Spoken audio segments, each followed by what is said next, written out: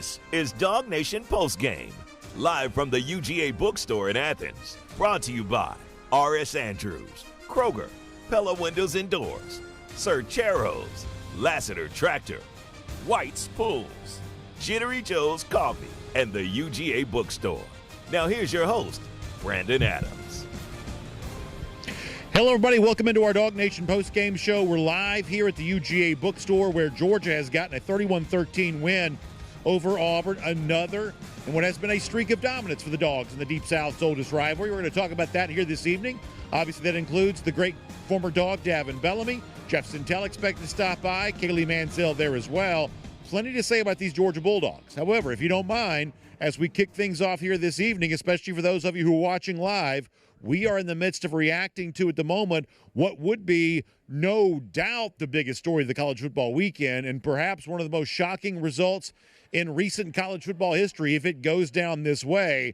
At the moment, the team that did beat Georgia last week, Alabama, they are losing to Vanderbilt in the fourth quarter. Vanderbilt getting a sack on fourth down a moment ago to end an Alabama possession. Commodores now on the ensuing possession. They are driving here, looking to extend their lead.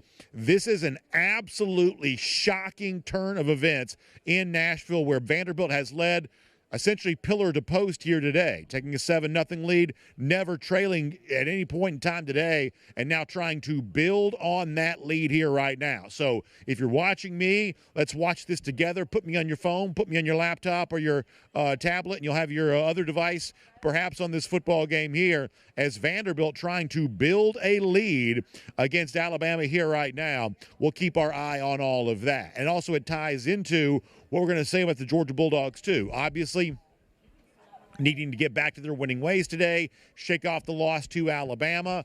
And I think today was a day not perfect by any stretch. Another example, for instance, of Georgia getting off to a little bit of a slow start, but I had called for Georgia to score a touchdown in every quarter. They did that today. We wanted to see a faster start, at least from the standpoint of the opening possession. Georgia did score on its opening possession. Not a thing of beauty at times necessarily in the first half, but it was a thorough and complete win for UGA, where defensively they figured some stuff out against a Hugh Freeze offense that had been moving the football. I think you saw the emergence of certainly Trevor Etienne. We had kind of called for a lot more from the Georgia running game today. Kind of got that. Etienne probably proved himself to be maybe Georgia's most dependable playmaker here at the moment. And obviously the flash and the spark that Nate Frazier provided was also, I think, pretty interesting there as well. So it's a 31-13 final. It's a game in which Georgia, I think, showed you more to like and be happy with than perhaps of the opposite side on that coin. And when you think about where Georgia is a week after the lost Alabama and compare that where the Crimson Tide is right now, fighting for their life in Nashville, then perhaps it's a Saturday in which Georgia fans can actually restore their confidence a little bit that in a year where nobody may be perfect, where everybody may be challenged, Georgia, as it kind of moves to the midpoint of the regular season, might actually be a little bit more okay than some folks thought in the first half last week there in Tuscaloosa. So we're going to talk about all of this. We're going to watch how it's playing out for Alabama and Vanderbilt, and we're going to bring on Davin Bellamy here right now. Davin, great former Dog, always great to hear his insight. Clearly, he always very sharp when it comes to everything going on here with the Georgia Bulldogs. So, Davin, while we're kind of, I guess, sort of trying to sift through all of this, give me an initial thought. We'll come back to this when we get more information. How about the fact that right now, SEC never fails to surprise the fact that Alabama is in a fight for its life and right now on the wrong side of that fight against Vanderbilt. Can you believe that here at the moment? You know, Brandon, I definitely can't believe it. You know, I lost to Vanderbilt, I think once, my time at UGA. So, you know, just me playing in the SEC, you know, we have this thing where every week you can be beat. So those people who have been a part of those battles and just knowing that Vanderbilt is that sleeping game where, you know, you see them on your schedule and you think it's an easy one, but you don't put in the fact of you just came off a hard game against Georgia. It was just such high emotion. And then you roll into Vanderbilt, who may not have the talent that you have, but they still have SEC guys on their roster. So this is just an example of any given weekend, you know, in the SEC. I think you're exactly right about that. And obviously, for the Georgia side of things, they kind of got back to playing something that looked a little bit more like what we're used to seeing from UGA. Not necessarily always a thing of beauty in the first half. Probably a little of a bit of a slog there as Georgia was, I think, pretty intent on trying to establish the run in the first half. But the Dogs did have the lead. They built on that lead in the second half. I thought the fourth quarter in particular was probably some of Georgia's best football here today. Tell me what you liked about what you saw from UGA, 31-13, the final against Auburn a moment ago. Brandon, the main thing I like is, I love how they bounced back. Last week was a lot of characteristic things, that were going on as far as, the deep plays that Bama were getting and, kind of like we talked on last week of just kind of not having a plan for Milroe, even though a plan had to be in place. It kind of just shows that maybe the Dogs were just a little lax, on the focus last week. But, coming into this game, Carson Beck didn't have any turnovers. We forced the running game even when it wasn't there, early. We understood that we have to get this running game thing down packed in order to make Carson Beck's job, easier. So I think, even though we was getting those 3-4 yards in a cloud of dust, we still, kept it going just to get into that mojo. And of course, the defense didn't allow so many explosive plays that we allowed the week before. And when you look at those things as explosive plays and, turnovers, that shows that the team was ready to play and learn, from their mistakes and was a way more, much disciplined team than they were last week. So it's just good to see that bounce back. And that's kind of what I expected from a, Kirby Smart team of fixing the mistakes, not having those, turnovers and allowing those explosive plays for 2 weeks in a row. So that was a good thing to see. Perhaps you heard the roar here at the UGA Bookstore moments ago. Vanderbilt has tacked on another touchdown. And now with 5:07 to play in the game, Vanderbilt is a PAT away from building a 40-28 lead on Alabama. The kick is going to be good, and now that's the score. Not only is Vandy winning against Alabama, they've hung 40 on the Crimson Tide, and 40-28 is the score. Davin, as you can imagine, these Georgia fans here on hand at the UGA Bookstore, they just saw their team beat Auburn. They are rolling in here right now, and they are loving every second of this. Vanderbilt trying to pull one of the shocks of the ages here. Right, no doubt, man. That's what I love about the SEC, man. You're always 1 week away from being humble. Last week we were speaking about, Ryan Williams and Jalen Milroe and how, they just look so much better than Georgia. And then, 7 days later, Vanderbilt put 40 on their head. So it just shows, anytime in this SEC, man, you're a week away from being humble. So let's hope the score stays the way it stays. That'd be in favor for us. But, you're always a week away from being humble in the SEC. So that's why everyone loves this conference. Well, I think you're absolutely right about that. And I don't think that's a small point to make here because, clearly last week was certainly not a good Saturday for Georgia. You lost the game. The big deficit causes that. And yet the one thing I think we've had some thought about here this week is, and the week after that game, is that, hey, eventually everybody this year may have one of those moments that, yeah, Georgia didn't have its best, game there on the road against Alabama, but with tougher schedules and kind of the crazy, kind of parity that kind of exists in the sport here right now, maybe everybody's going to have one of those weeks before it's all said and done. Here we have Alabama a week after rising to number one in the rankings. They're now having maybe one of those Saturdays in the most unlikely spot of all. I really do think, Davin, and I'm going to get your opinion on this too, that if you're a Georgia fan, the events of the last 3 to 4 hours, no matter how it concludes in Nashville, maybe Alabama finds a way. Frankly, at this point in time, obviously it would be shocking fashion, but maybe they find a way to come back and win. But if you're a Georgia fan and you don't have some measure of your confidence restored by the fact that your team won a relatively drama-free game today against Auburn, even Auburn playing turnover-free, still didn't do anything to really challenge Georgia to make you think that Georgia was going to lose the game. So Georgia plays a relatively uneventful, for the most part, drama-free game against Auburn. Alabama neck deep in drama here right now on the verge of drowning. Like, every Georgia fan who's watching and listening to us right now, Davin, I think the only appropriate response to all of that is to restore your confidence and say, in a crazy year like this, where crazy things going to happen, why not Georgia? Why can't Georgia, even with some of the imperfections we've seen from UGA, why can't they be right back here in this discussion? Right, and Georgia just has that championship DNA, and with Nick Saban not being in the picture, you kind of look at Coach Smart and just the winning culture that we've had in the last couple of years. We're used to taking games a week at a time, and understanding that we have to be better on practice against ourselves, not much listen to the noise. So just as Georgia is built for the run, more so, in my opinion, than any other team in the SEC, just because we've done it for so long and we understand what comes with it. We spoke a lot about what comes with being number one. Well, you see that with Alabama being the number one team, and you go and you're playing a team like Vanderbilt, well, you already have the Alabama tag, and now you're number one. So it's their Super Bowl.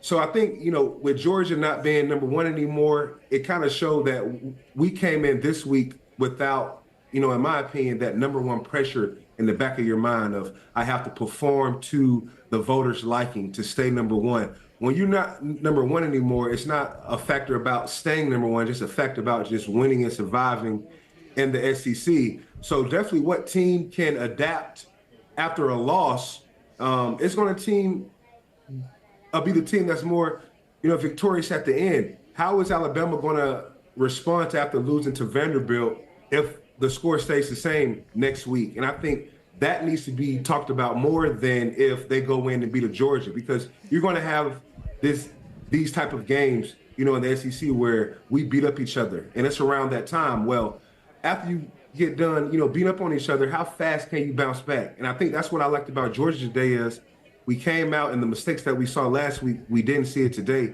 Now, what other SEC team can follow that formula and fix their mistakes the fastest? And that's why I think it'll win the SEC. I think it's really well said. It's our DawgNation Postgame show. We're live here at the UGA Bookstore, and obviously, if you're leaving the stadium right now, come on by here and see us. Not only can you shop for the great UGA apparel, the Vineyard Vines, the Tommy Bahama, I saw some Auburn Reserve stuff down there, the Nike coaches gear, the Peter Millar, all of that great UGA apparel right down there on the first floor. You can also stop by and be a part of our show there as well. If you're leaving, walk over here. We'll get you on, just like we take our Zoom callers. We'll give you a chance live to react to this 31-13 win for Georgia over Auburn and the potentially shocking upset that's playing out in front of us here as Vanderbilt currently late in the fourth quarter has a lead over Alabama. We'll cover all of that. Let's bring our first dog fan on here right now. First of all, you got to love these pants if you can get a chance to see that. The classic silver breeches right here. You love to see that. We got Davin Bellamy on the other side. Davin, I can hear you. Remind us about your name, everybody that's watching right now, and tell us what you think here today. Hey, I'm Craig, and it's great to see the Dogs get a get-right game going and get the defense back going.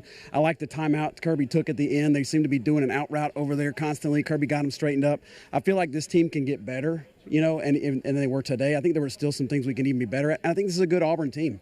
You got Auburn, they played pretty well against Texas A&M. Texas A&M just beat Missouri, beat the brakes off of them. So I think we could probably see Georgia continue to get better. Yeah, Craig, I think that's a really good point, and I'll follow up that with, okay, so this is a Georgia team that can and probably needs to continue to get better in some areas, and yet I also think you can point to some real improvement for Georgia this week. Different opponent, of course, but some real improvement this week compared to a year ago. Georgia scores a touchdown in every quarter today. Georgia obviously shored itself up defensively. Those are examples of things I think Georgia fans wanted to see a little bit more of, and they got that, right? Well, it was nice to see that opening touchdown, too, to kind of set the tone, get the team going. And, kind of like you said, you talked about it all week. You've talked about it for a couple of weeks. You wanted to have that goal of a touchdown every quarter. And so it was great to see your goal get achieved. Craig, thanks for being on the show. I really appreciate that. Enjoy the rest of your weekend. I love those pants, by the way. So, Davin, I think that Craig brings up a pretty good point there, that almost everything about the game, maybe from an emotional standpoint, made it a little bit easier because Georgia does find that touchdown to begin, right? Now, it wasn't a thing of beauty offensively for much of the rest of the first half after that, but how much of how much of the tone was set by the fact that Georgia took its time, pretty deliberate with its pace, but nonetheless finding that touchdown to begin the game today? Right. No doubt. When you come out and begin of the game, every, offensive coordinator has at least 10 plays that they already scripted, and the offense has, scripted that for the week. And these are the first 10 to 13 plays we're running on Saturday, no matter what. That's just how it goes. And when that turns out to be a touchdown drive and the drive goes as planned, it's like a choir. It's everything was perfect and everyone did their job. Yeah. So that's always good to see. And that lets you know that, especially when the offense scores on the first drive, that lets you know that the quarterback and the OC and everyone is on the same page, because these are the plays that we practice. These are our first 12, 13 plays. We're going to stick to the script. And when you come out and get 7, it's perfect. And just, we have the stats up. I think today just showed a well-balanced just attack from Georgia, which takes a lot of pressure off, Carson Beck. So getting that touchdown, early and being able to rush for, a plus 100, almost $150 on the grass, it helps everyone out. And we saw last week that, when we don't have the running game going, just putting so much of the offense's positivity yards on Carson Beck can sometimes force him to do too much and sometimes cause, turnovers. So I definitely think we went into the game and wanted to establish the running game and wanted to stick to our script, and it showed with our, efficiency. Update from Nashville here, where Alabama trying to make it hard on Vanderbilt. They are driving now. Looked like they were going to score a touchdown. I believe that's going to come back. Milroe keeper going to come back on a false start, I believe. Alabama a little too quick to the line of scrimmage there. So we're watching this right now. Timeout called prior to that. Okay, so Vandy calls a timeout prior to that. So Vanderbilt leads by 12, 2:51 to go. Alabama, though, right there at the goal line trying to cut into this deficit. Davin, let's also talk about a couple of other things here for a moment. I think today, and I've been kind of calling for this a lot this week, I wanted to see Georgia, a team that came into this game second to last in the SEC, next to last in the league in terms of rushing plays per game. Wanted to see Georgia make a little bit more of a concerted effort to run the ball more. Expected they probably would. I think that they did today. You saw those stats on the screen a moment ago, what Georgia was able to do on the ground here today. And I think for me, and obviously this stuff has a tendency to change over the course of the year, but for right now, I think for me, I think the Trevor Etienne may be the most dynamic offensive weapon on this Georgia team. And I mentioned, too, a guy kind of playing in a reserve role, Nate Frazier. He may have as much of an exciting spark as anybody that Georgia has offensively right now. Today was a day for the Georgia running backs, Etienne in particular, and I thought that was really a thing to see from Georgia here today.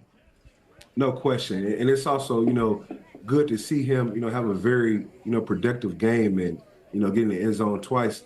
A lot of Georgia schemes over the years, man, we always have that one back who can just change the whole dynamic of the game for us, where a lot of teams have to game plan and kind of bring the safeties down and have more in the box to stop that guy. And that helps our quarterback and our passing game when we throw it over the top. That's been a formula for, a UGA, offense for a long time. And I think the first 3 to 4 weeks we were missing, who is that Todd Gurley, who is that Nick Chubb, who's that Swift, that Sony, that Keith Marshall, who is that guy? And we always thought it was Travis, and I think tonight he showed that he can be that guy.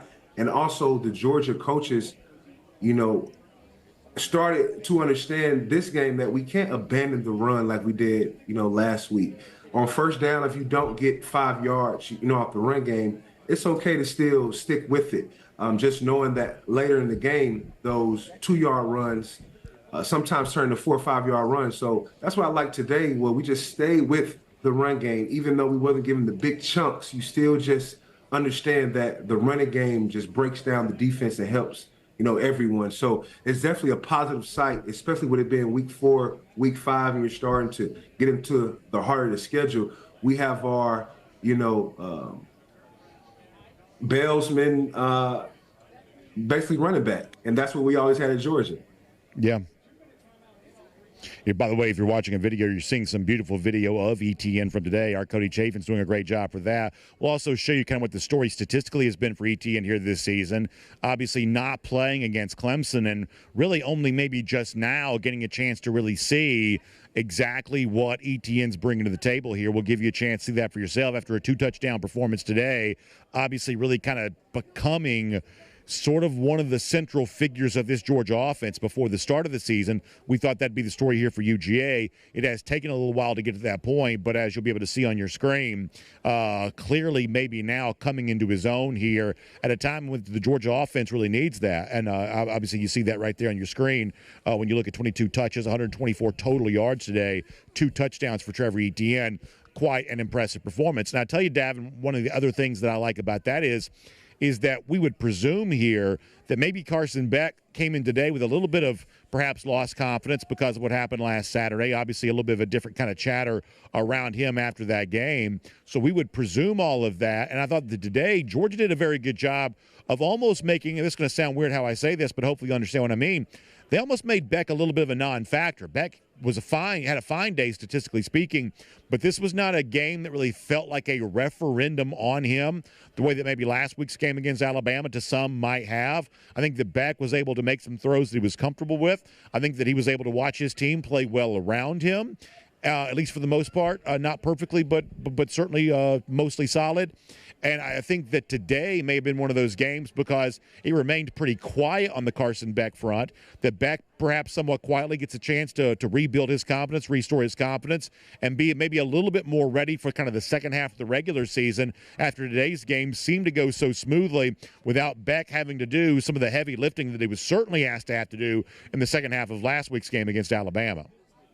Right, yeah, and you don't want Beck doing a lot of heavy lifting, especially if your team is built to be well balanced in the other areas that makes the quarterback job a little bit easier. We saw last week we didn't have a running game. We rushed for nowhere near 100 yards. Our receivers couldn't really separate from the man coverage last week, and that forced him to, in my opinion, play outside of his comfort zone. And now you have the story of it's Jalen Milroe versus me. We're both Heisman type quarterbacks, so sometimes you play a little bit out of your body trying to play up to the hype, and you just don't have your supporting areas of the team stepping up. But I think tonight with our running game, our defense played well versus last week, and the offense wasn't playing from behind or didn't need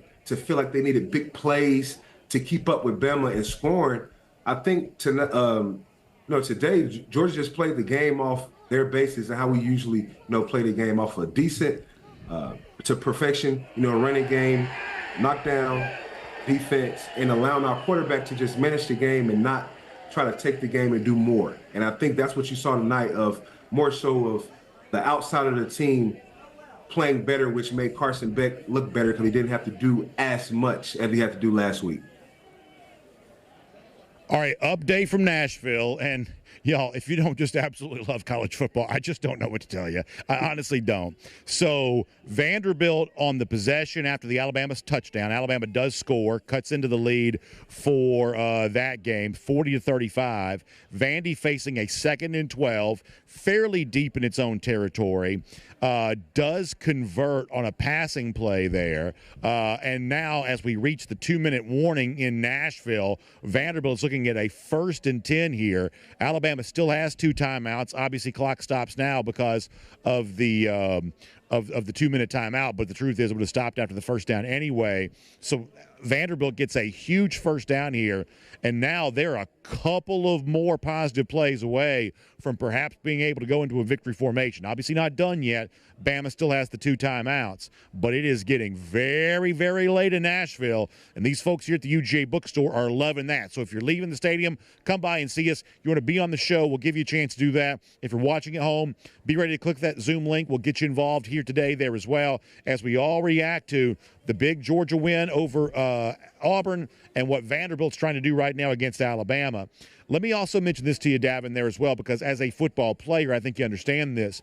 The one thing that we haven't mentioned yet that I think very quietly loomed as a very big story for Georgia today.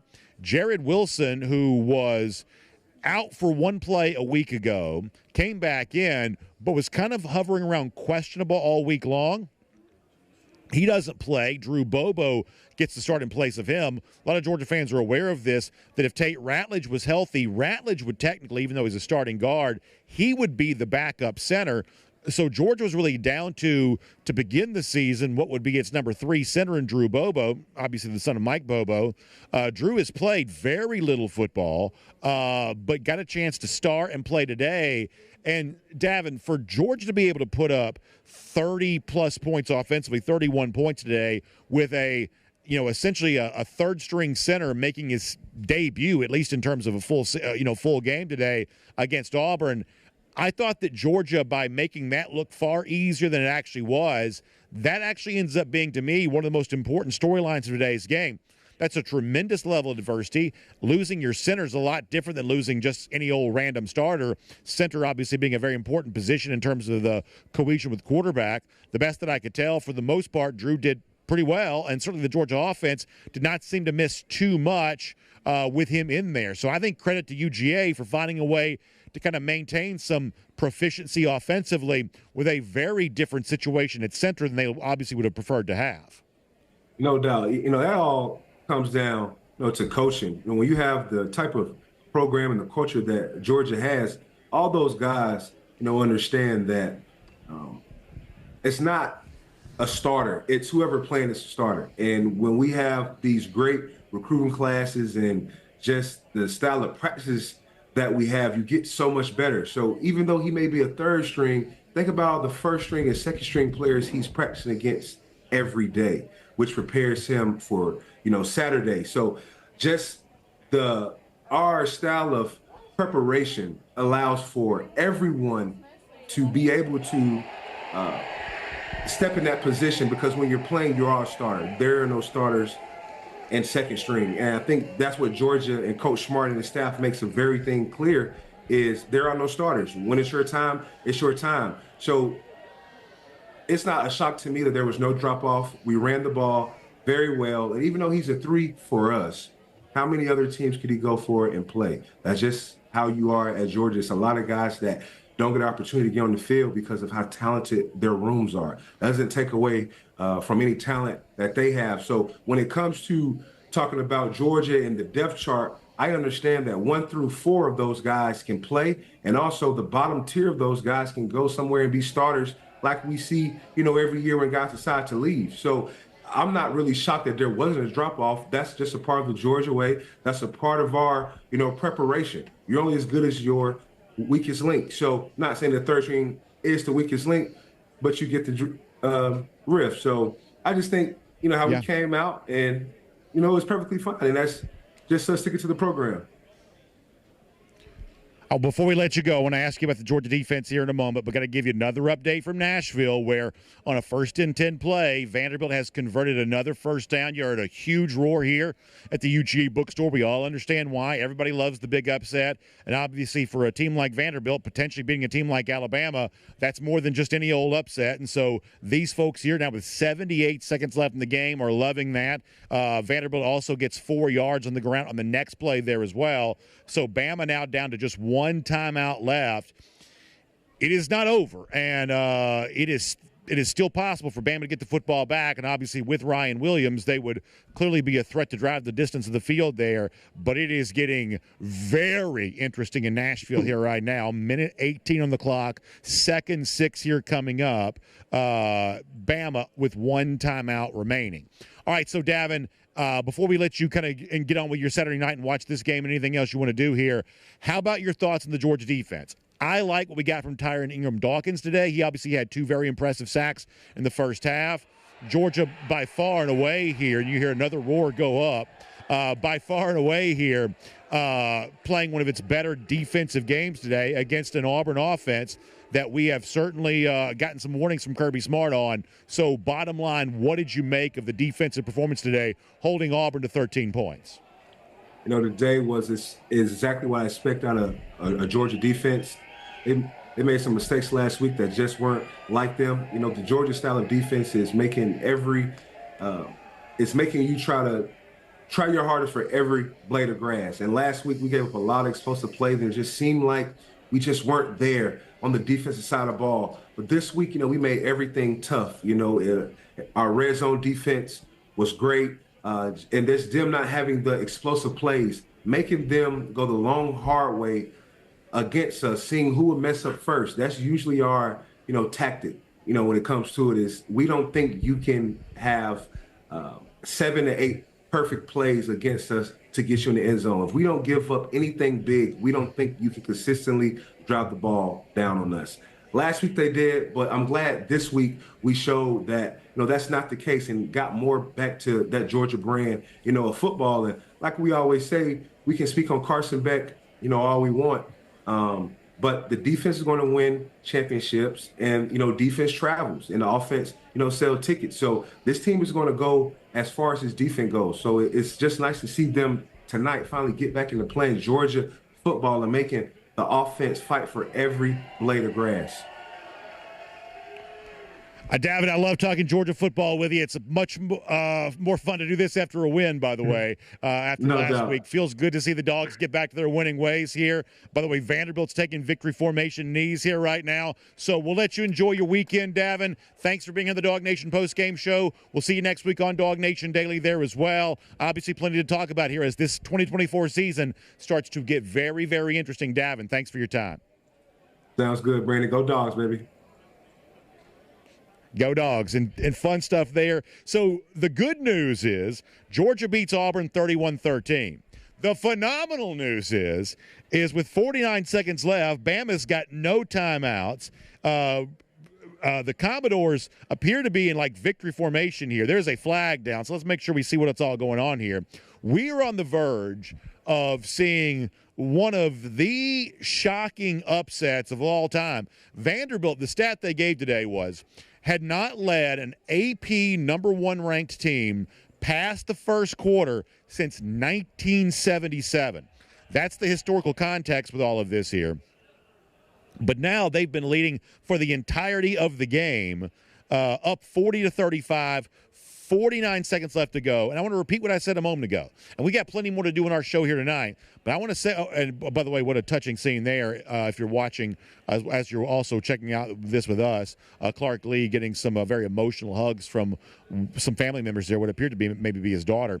But the point here is that if you're a Georgia fan and you've been kind of shuffling around a little bit after that loss to Alabama, I certainly get it. The Dogs did not, I don't think, play very well last Saturday. But we also say this is one of those weird seasons where maybe nobody's perfect and everything is sort of, kind of muddy, and everything is sort of now difficult to predict. And we also told you in that second half last week against the Crimson Tide that for everything everybody wanted to do to make that a referendum about Georgia, what about Alabama even allowing that to happen? Does that kind of point to some vulnerabilities for the Crimson Tide that we might come back and see more of a little bit later on? Well, we didn't even have to wait a week to see that. So guess what? System reboot. It's all right back to where it was. The team that beat Georgia has now lost themselves in humiliating fashion. This is anybody's ball game. Georgia's just as much in it as anybody else is. And the work that Georgia was doing today, the process of trying to work and get better, to figure out the ground game, to get more solid on defense, to get back to doing some of the things the way that Georgia did. All of that very important foundation being laid, because in the chaotic world of college football, you're going to be really glad you have those kind of things at your disposal if that's what Georgia can continue to do. So Georgia gets a win. Alabama has lost to, say it with me, Vanderbilt. What a night in the SEC. So hop on, click the link, join us via Zoom. We're going to talk about everything from this game here today. A shocking turn of events. Georgia fans are loving it here at the UGA Bookstore. No doubt you are loving it where you are there as well. While I have a moment here, too, let me also celebrate. We talked about Trevor Etienne a moment ago.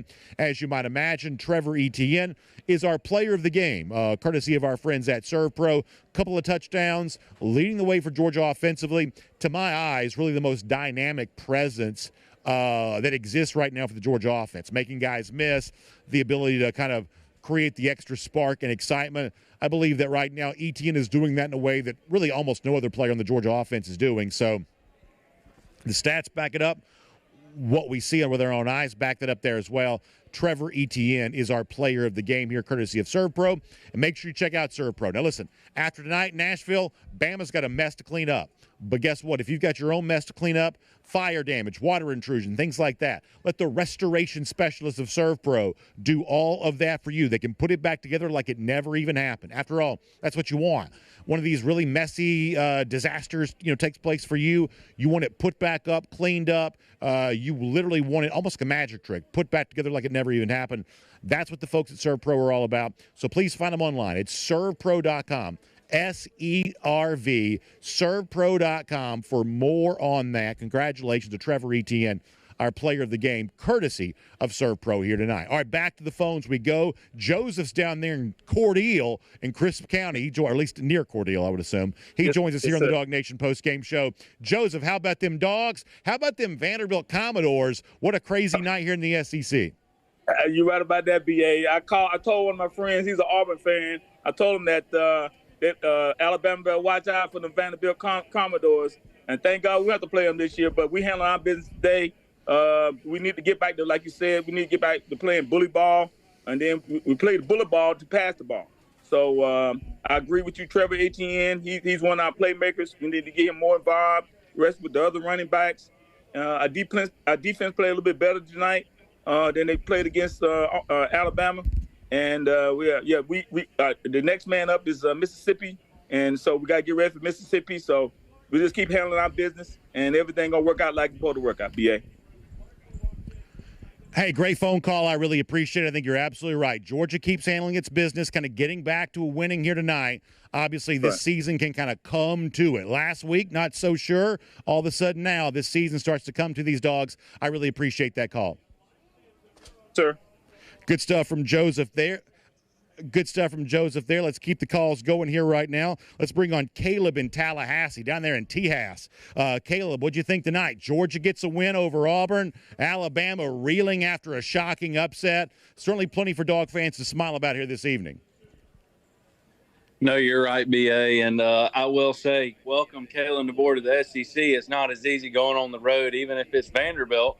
And in the SEC, humility's only 1 week away. If you'd listen to some other SEC coaches, and you would realize that, I guess, and you just can't waltz out there and win a game.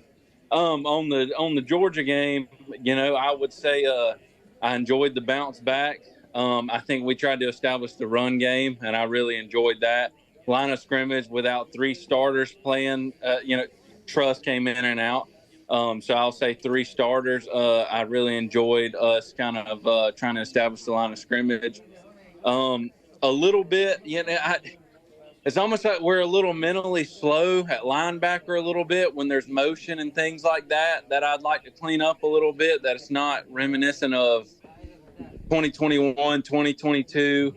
But I do like, and we have a little bit of like the secondary not missing tackles. Dan Jackson played well. And like you said, BA, score a touchdown in every quarter. We did that. I'm happy about that. Just staying consistent a little bit. But overall, I'm happy with the performance. Humility is 1 week away. Kirby tries to warn everyone about that every week, and Kalen DeBoer just got there. So we're going to find out. It's a really interesting season moving on, and go Dogs. Caleb, I think that's such a great phone call. It is an interesting season, and now Georgia gets a chance to be kind of right back in the middle of it after the loss by Alabama here tonight. I also completely agree with the idea that, hey, listen, Georgia's still got plenty to work on. Georgia won this game tonight, did so in fairly convincing fashion, but I do think even overcoming the Jared Wilson injury, there are still some pretty big questions about this Georgia offensive line. I don't know, for instance, kind of what's happening there are just a couple of spots here right now for this Georgia offensive line where I think you've got some wondering to do about exactly how locked down all of that is. Probably not quite as good of a group right now as I probably assumed that it would be. There were still some tackling issues on defense that reemerged for Georgia here right now there as well. But you love the chance to be talking about all of this after a win, and you love the idea that now Georgia kind of with another game before it goes to Texas. Mississippi State, obviously, at home next week, has more time to work on some of this kind of stuff. Frankly, it gets a little quieter here around the game against Alabama. We know how much the build-up was for that. We participate in that. Everybody gets kind of fired up for that. And then on the aftermath of that, on the heels of that, you just get a chance to kind of go back to the grind here. Well, nobody gets back to that grind better than UGA. And nobody kind of finds its focus again better than Georgia. Haven't had to do that after a regular season loss in quite some time, yet we know they're equal to that task. Back to the phones we go here. Thomas is down in Albany. Thomas, just up the road there from Tallahassee, where we heard our last caller from. Thomas, how about for you tonight? Georgia gets the win. Alabama loses. Dog fans are certainly enjoying all of that. What'd you think?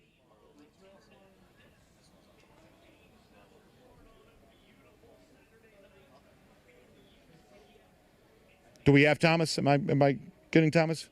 Okay, all right, we lost Thomas. So click the link, be a part of the show. We'll get you on here. And by the way, if you're at the UGA Bookstore, if you want to be a part of the show, pop on over here. We'll get you there on that there as well. We are reacting to this. And if you've just joined us, shocking turn of events here.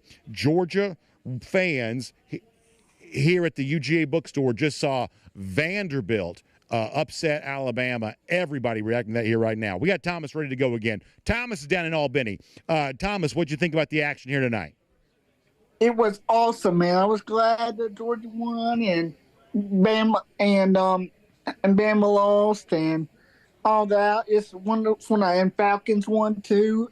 Oh, and you probably remember me as one of the people that are usually on your pregame show, Thomas T-Bone, 86. So, yeah. Oh, yeah. Thomas, how are you?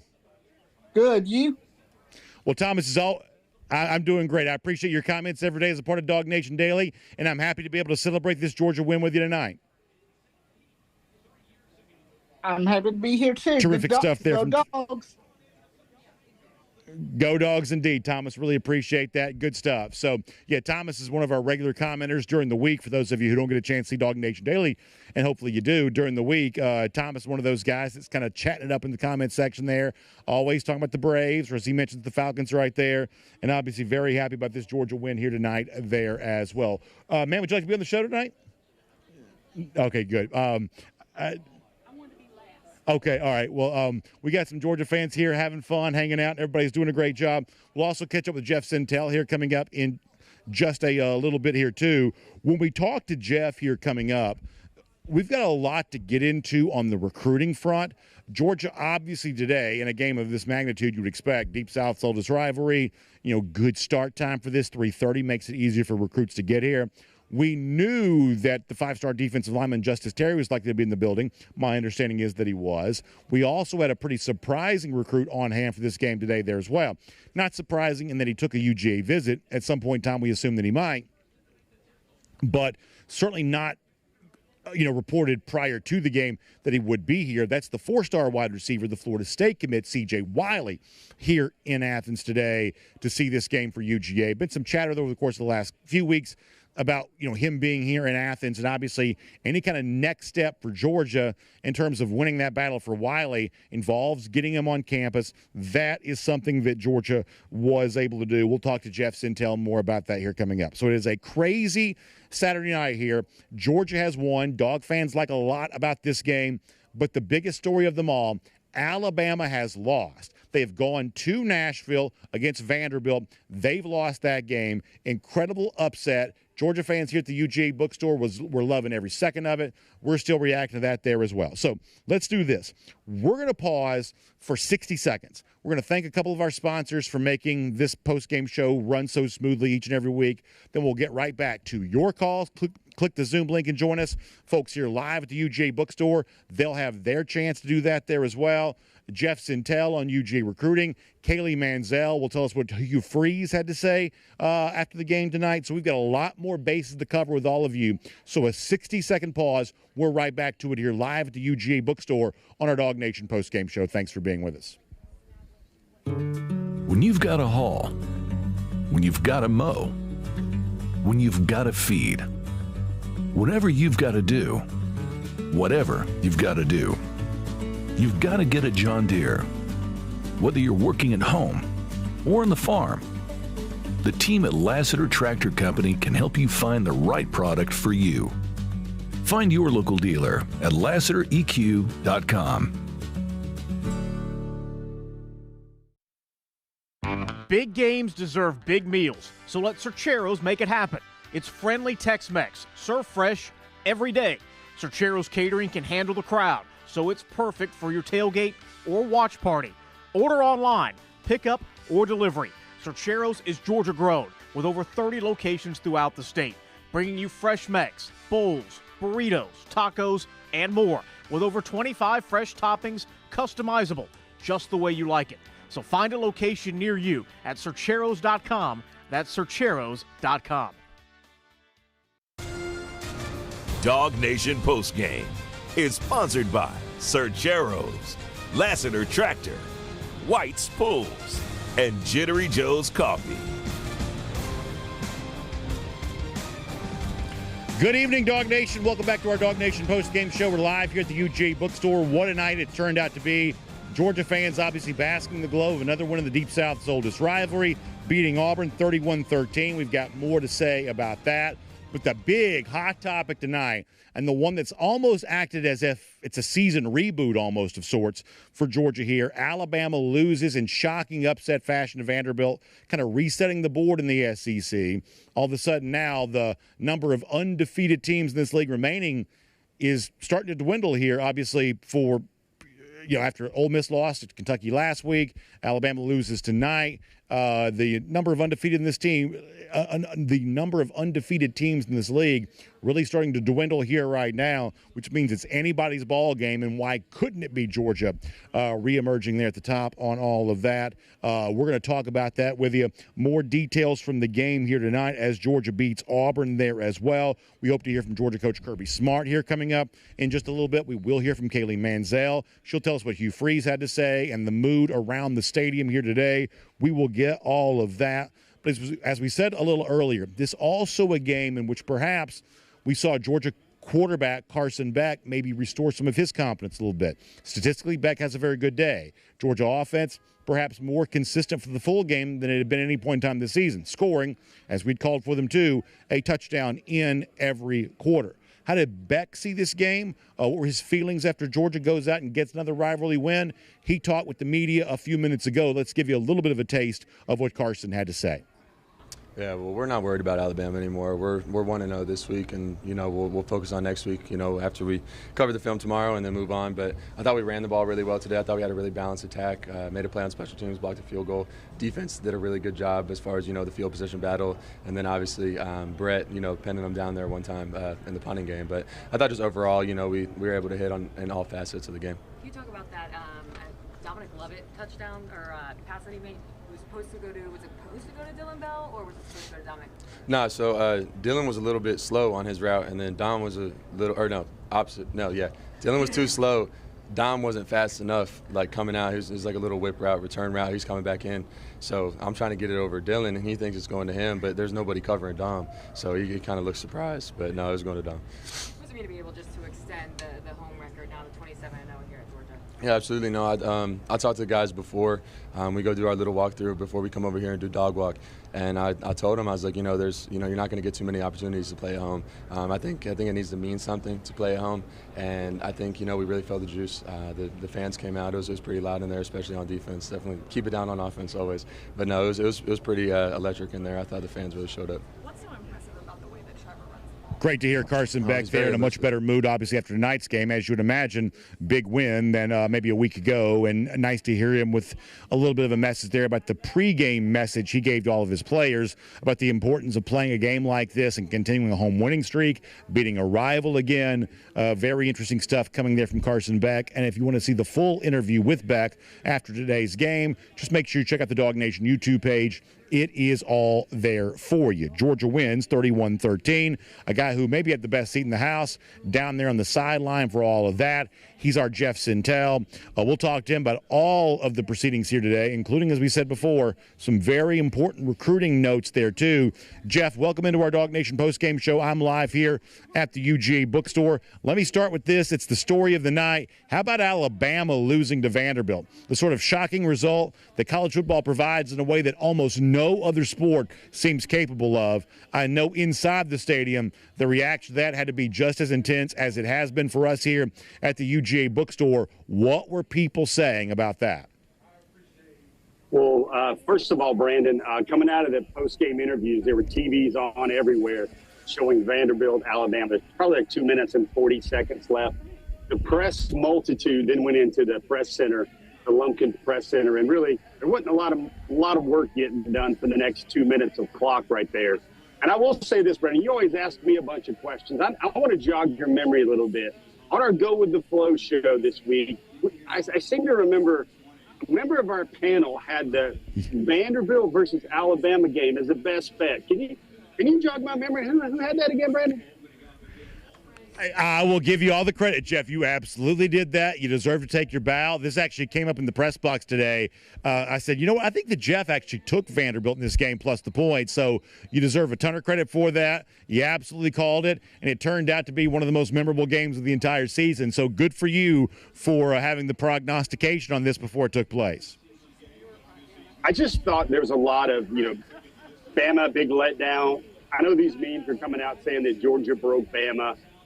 Beat them up, but that was a physical game, Brandon, and it was an option attack. You guys might remember, I'm sure they've said this on the TV broadcast over and over, but that's the same quarterback that beat Auburn last year with New Mexico, who transferred into Vanderbilt and now took down another member of the Yellowhammers, SEC Power Brokers, in Nashville. I thought that was really interesting. Vanderbilt had a week off. There was a lot of ingredients there in the gumbo for a really close game. All right, let's talk some recruiting here for a moment. Obviously, we expected Georgia to get a chance to host Justice Terry today. That happened. Let me begin with his name. Any kind of eyewitness account of what was going on with Terry there? And obviously, speaking of Alabama, this is a pretty contested recruitment that involves Alabama. How big was it for Georgia to get Terry on campus for this big win today against Auburn? Yeah, I think, obviously it shows Georgia is still a power, especially in the SEC. It shows their consistency. Brandon, they put him in the second row. He wasn't the first row this time because there was a lot of dignitaries, a lot of guys we'll get into. He was having a lot of conversations during the game. He was smiling a lot during the game. But, Georgia got another chance to entertain Justice Terry, and I think he had to like what he saw, especially Georgia kind of getting out to a quicker start than they have in the past.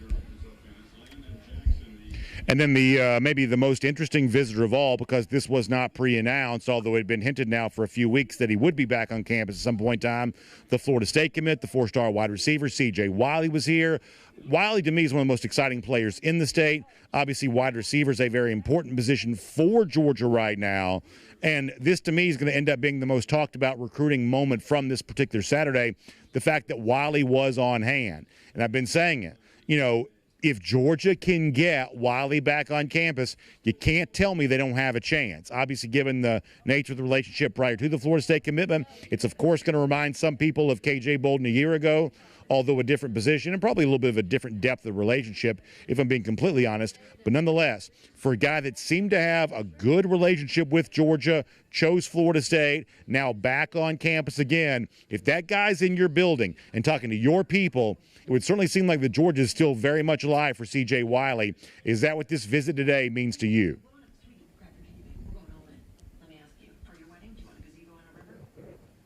Yeah, Brandon, I would say a little bit more alive, a little bit more of a pulse there. Obviously, I was always of the accord that Georgia had to get him in the building, entertain him, get him on campus, get him for another visit. CJ and his father were here today. It was kind of curious, Brandon. They had him in the second row, pretty close to Justice Terry.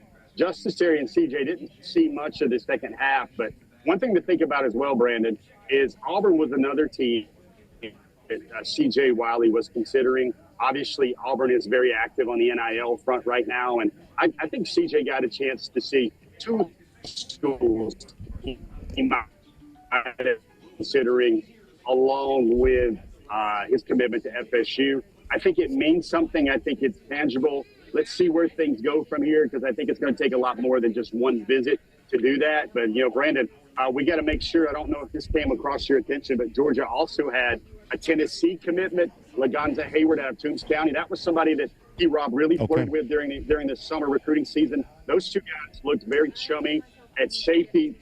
Those two guys look very chummy in pregame, Brandon.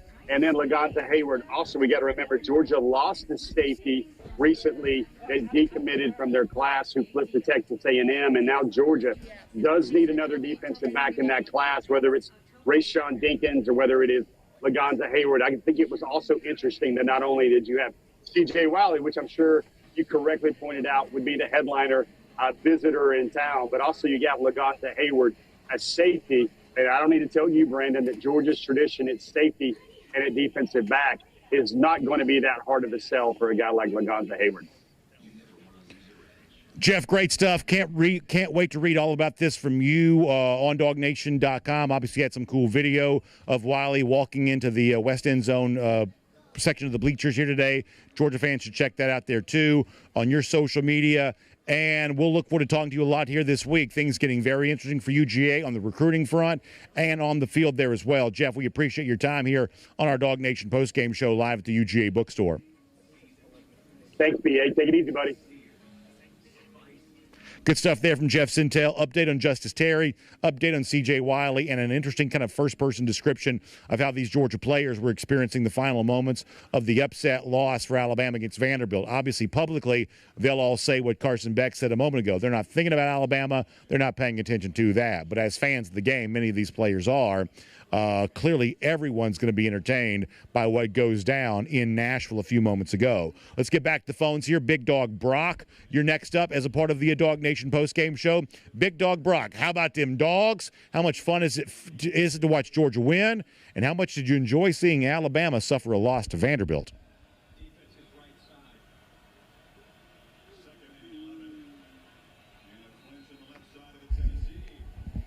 Did we lose Brock? We may have lost Brock there on that. So no problem there on that.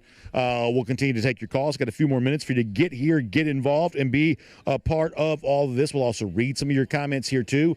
We're going to take Kaylee Mansell coming up in a moment there as well. And let's give our buddy Brock one more chance here. Big Dog Brock is on the DawgNation postgame show. Big Dog Brock, how about them dogs here on a Saturday night? How about them dogs, BA? That was a great win. I felt like the offense looked very balanced. I thought the defense stepped up. We had the special teams look great. Overall, it was a great win, and it was unbelievable to see Vanderbilt beat Alabama like that. It was just crazy. Can't believe that. It absolutely is, and I think if you're a Georgia fan, it makes you feel a lot more confident what the rest of the season can be now, correct? No doubt, I believe that's true. Big Dog Brock, we appreciate your phone call. And I feel like it's opened up. It's good. I'm glad to hear that, BA. And it's good to see you again. When I saw you before, when we were watching Georgia beat the Ducks last time, I came to see you then. Well, it's great to have you back here, a part of the show. Thanks for being a part of our DawgNation invasion. Certainly appreciate that. And we'll look forward to talking to you soon. Really good phone call right there from our buddy Big Dog Brock. Always happy to have him as a part of the show. Let's see if we can get a couple of other notes in here we haven't had a chance to talk about too much today. Obviously, Georgia does kind of shuffle a little bit with its offensive line today. We saw Monroe Freeling in the game. We saw at one point in time Xavier Truss slide over and try the guard position out. I believe we saw a little bit of moving around kind of, all together. And obviously Drew Bobo does get the start there at center. Probably if you're looking at areas for improvement for Georgia after this game, certainly one of those areas might be there along the offensive line. This group thus far does not appear to be as dominant yet as we hope that it might. But nonetheless, still good enough to get the 31-13 win here against the Auburn Tigers. So that's my opinion on the game. Perhaps, though, the opinion that matters maybe most of all is that of the Georgia coach, Kirby Smart. He had a chance to speak to reporters a little earlier. Let's give you a little bit of a taste of Kirby's thoughts on another rivalry win as the Deep South's oldest rivalry belongs to the Dogs fully and completely here right now. This is Kirby Smart. I was really proud of our team today. A resilient, tough, hard-fought SEC win. They are hard to come by, and I think that's a really good football team we just played. I said that all week. When they don't turn the ball over, they're hard to beat. They did not turn the ball over. They got a physical back, and they do a really good job defensively. So a lot of respect to those guys. I thought it was really hot today. Our guys and their guys struggled a little bit with the stamina part. But I was proud of Carson. He stood in there, made some really key throws, made some really good decisions with the ball. And I thought we used the backs well in terms of the amount of play those guys got. So, thanks. First question, Kirby, how do you feel like you guys have tackled this season? A little horrible on that play, but that's a really good back. When you play really good backs, they're going to break tackles. I was more disappointed in the pursuit than I was the tackling. We did miss one tackle, but there were 7 other people that never got a chance to get a tackle because they were tired, couldn't get there, not hustling. I mean, in football, you got to defeat a block, make a tackle. We defeated a block and missed a tackle. So everybody makes a lot of big deal about the tackling. And, I went home from practice, I guess it was Wednesday or Thursday, and I was like, man, our tackling's bad. We didn't tackle good at Thursday practice. And I got home and I watched the Falcons and and I was like, man, the tackling is awful all over. I'm not saying the Falcons are, but I'm saying in the NFL, it's just bad tackling, and we have bad tackling. So it's indicative of the culture of football, that people don't tackle, people don't hit, people don't practice like they used to, including us. Yes, so there you go from Kirby Smart. We talked a moment ago about, an area for improvement, maybe the play of the Georgia offensive line. Also, some of the tackling issues were also kind of on display again, although ultimately not costing Georgia the game or even making it particularly close. But obviously some of that is something, as a Georgia fan and certainly a Georgia coach, you'd like to see improvement there on that. If you want to see the entirety of the Kirby Smart press conference, you can go to the DawgNation YouTube page, probably the best place to watch it in its entirety. Everything that Kirby said after Georgia gets the 31-13 win over the Auburn Tigers. Our Kaylee Mansell joins us now. Kaylee's going to give us a little bit of insight from what Hugh Freeze had to say. But, Kaylee, I can't have you on here without talking about and by the way, let's go ahead and just make this cruise around the SEC courtesy of Royal Caribbean, because nothing makes me feel like I'm on a Royal Caribbean cruise and basking in the sunshine more than an Alabama loss to Vanderbilt. You were watching this with me in the press box there for a little while. Georgia fans loving all of that. Everybody who's here. What about Bama losing to Vandy? I mean, if you're not excited for Vandy in this moment, what are you doing? That might be the win of the season. It feels like it hit refresh, and it just goes to show. Kirby Smart said it, I believe, 2 weeks ago, that it's not easy to play anywhere in the SEC, and Vanderbilt showed that tonight. And I believe it was Smith who just told me that when the Vanderbilt quarterback was at New Mexico State, they upset Auburn, so he basically owns the state of Alabama now. That's exactly. Yeah, he has deed and title to the state of Alabama. That's well done by our buddy Smith, and well done by Kaylee Mansell as well. Pavia has got the whole state right there in the palm of his hand. You almost wonder if the Crimson Tide suffer from, like, as they sometimes say in professional sports, like the Broadway flu a little bit. They kind of maybe got stuck on Broadway last night with the bachelorette parties. I'm not sure if you saw this. I saw it on social media earlier today, but apparently they placed rat traps all around the Alabama facilities to represent the concept of a trap game. Well, that's exactly what happened. They got trapped in this game. I mean, you got to be excited for Vandy. Such a huge win. They've never beat an AP #1 team. I believe never even an AP top 5 team. So how exciting for them. And this really shakes things up in college football. Well, it absolutely does. And I think that's to Georgia's benefit here. I think it provides a little bit of an energy boost to Georgia fans who could probably use that. Listen, we all understand this. Last Saturday for Georgia was disappointing. And the same opponent that's been kind of the thorn in your side, to have that team be that again, and in the fashion in which it happened, I think for a lot of Georgia fans that was frustrating. Georgia is still a work in progress as a team, but what you see tonight is everybody's probably a work in progress. And there's no reason why Georgia can't go to Texas and win that game. There's also no reason why Georgia couldn't be on the wrong end of an upset if it's not careful there as well. This is one of those seasons where perhaps everybody is kind of having to be at their best week in, week out. Maybe eventually everyone suffers a loss. Yeah. But the good news, if you're Georgia, you're right there in the middle of it all. No, that's what I was thinking, because if Georgia goes into Texas, beats them, there may not be a single SEC team that comes out of this season without a loss. And if you're a Georgia fan, you look at this as a good thing, because whenever you look at the SEC championship tiebreakers, sometimes it's going to come down to that common opponent. And if you've got a 1-loss Georgia, a 1-loss Texas, a 1-loss Alabama, potentially a 1-loss Ole Miss, that 1 loss to Vandy is going to hurt Alabama in the long run and could eventually be what prohibits them from getting to Atlanta. All right, so let's talk about Hugh Freeze. I had a chance to hear from him. Freeze has obviously made a lot of headlines with his post-game press conferences in recent weeks. Very content to kind of throw his quarterback, Peyton Thorne, primarily under the bus. How contrite was Freeze after this game? Did he say anything of note? I think he knew that all eyes were going to be on him for this press conference, so he definitely chose his words very carefully. He indirectly, directly blamed the quarterback without saying it. He basically said that he was proud of every position group except for the quarterback position and that there were a lot of missed throws downfield.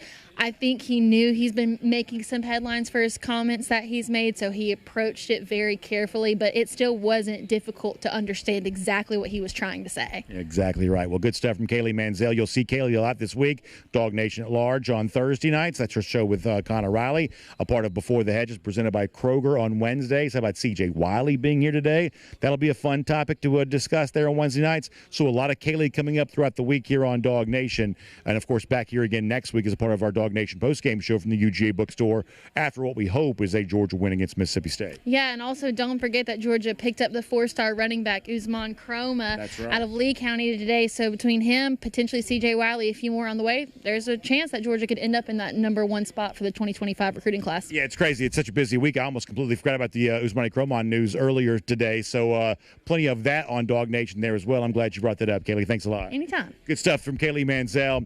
And as she said, this completely, so much has happened. I completely blanked on that.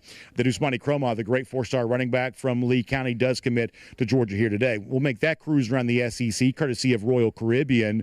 And don't forget, we'd love to see you. Kaylee would love to see you as a part of our DawgNation cruise coming up this April of 2025, on board the gorgeous brand new Utopia of the Seas. It's the biggest and the best ship we've ever sailed on for a DawgNation cruise. We want you to be a part of it. Our great friend Jessica Slater, she's going to be able to help you out with all that. You see her phone number on the screen. You can also email her, jslater@dreamvacations.com. Be a part of this great DawgNation cruise. Can't wait to see you for it. Going to be an outstanding time. And, by the way, when you talk to Jessica, let her tell you about all the other great things going on with Royal Caribbean right now. Icon of the Seas, Utopia of the Seas, coming soon, Star of the Seas, another in the Icon class of ships going to be debuting in the next year or so. So many fun things to talk about when it comes to Royal Caribbean. Jessica Slater can tell you about all of that. So that is cruising around the SEC. We've got one more dog fan we want to hear from on today's show. Do you want to be a part of it? Hold on, y'all. Oh, you brought a song for us to hear. Well, I'll tell you what, I'm going to let you play that for me when we come to an end here right now, okay? I can't wait to hear that. That's fantastic. So, say again? I'm in it? Oh, I can't wait to. So somebody has created a song that I'm in and a part of. So I'm going to let her play this for me. We may come back and show that to y'all this week on DawgNation. That sounds like an awful lot of fun. Let me tell you what else is a lot of fun. Seeing a Georgia win against Auburn, seeing an Alabama loss to Vanderbilt. You got to love all of that. What a night here in our DawgNation postgame show. Thank you so much for being with us. If you're coming to Athens next week for the game against Mississippi State, don't forget there are great autograph guests taking place before the game. We'll be here after the game. Make the UGA Bookstore a part of your game day experience. Check that out. We'll talk to you again next week. Enjoy the rest of your weekend, everybody.